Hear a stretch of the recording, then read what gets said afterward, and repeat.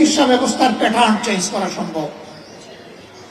আমাকে কমপক্ষে একবার না দেখে তারা তাদের কর্মস্থল ত্যাগ করতেন না। কোনো ডিসকাউন্ট দেওয়ার চেষ্টা করবেন না।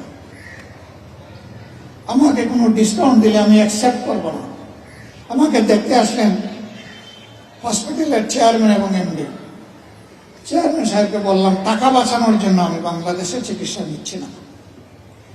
আপনার প্রতি আমার অনুরোধ, আমাকে কোনো ডিসকাউন্ট দেওয়ার চেষ্টা করবেন না।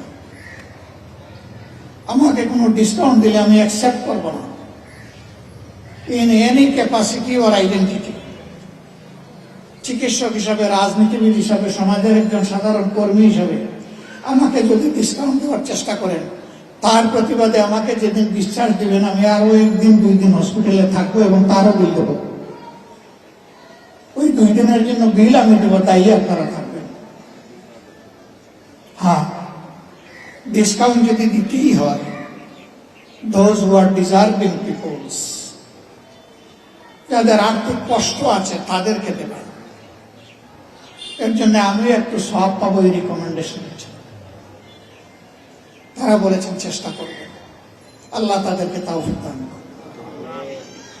এই 2 জন বিশেষজ্ঞ চিকিৎসক, প্রবীণ চিকিৎসক, দেশের খ্যাতিমান চিকিৎসক, তারা প্রতিদিন আমাকে কমপক্ষে একবার না দেখে তারা তাদের কর্মস্থল ত্যাগ করতেন না এবং তাদের অসংখ্য সহকর্মী আমার কেয়ার নিয়েছে।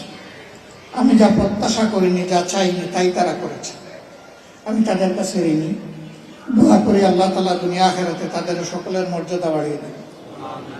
এমনকি এই হসপিটালের একজন পরিচ্ছন্নতা কর্মী, যাদেরকে পেশেন্ট কেয়ার বলা হয়, তাদের থেকে শুরু করে সকলেই আমার প্রতি যে মমত্ববোধ দেখিয়েছে, আমি তাদের কাছে বলবেন যে আসলেন আমাদের মেডিকেল ক্যাম্প দেখতে, রোগীদের ব্যাপারে কিছু বলবেন, সারাই তো আপনার ব্যাপারে বললেন।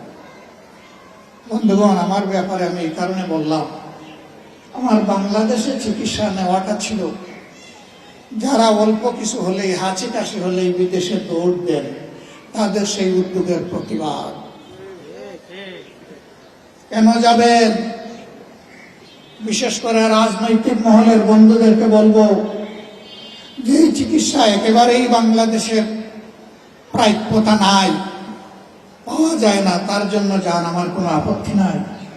কিন্তু যে চিকিৎসা বাংলাদেশে আছে তার জন্য যাওয়া উচিত নয়। আপনি দেশ বদলাবেন, জাতিকে সোনালী স্বপ্ন দেখাবেন, আগামীর সোনার বাংলা গড়বেন, আর দেশ এবং দেশের চিকিৎসা আপনার পছন্দ হবে না। বন্ধু, আমি আপনাকে সমর্থন করি না। আপনি যেদিন এই দেশের চিকিৎসা নেবেন, জটিল এবং কঠিন রোগে আক্রান্ত হয়ে, সেদিন আপনি উপলব্ধি করবেন আমাদের চিকিৎসায় কোথায় কোথায় ফাঁক ফোকর এবং ঘাটতি রয়েছে। তখনই কেবল আপনার পক্ষে এই চিকিৎসা ব্যবস্থার প্যাটার্ন চেঞ্জ করা সম্ভব।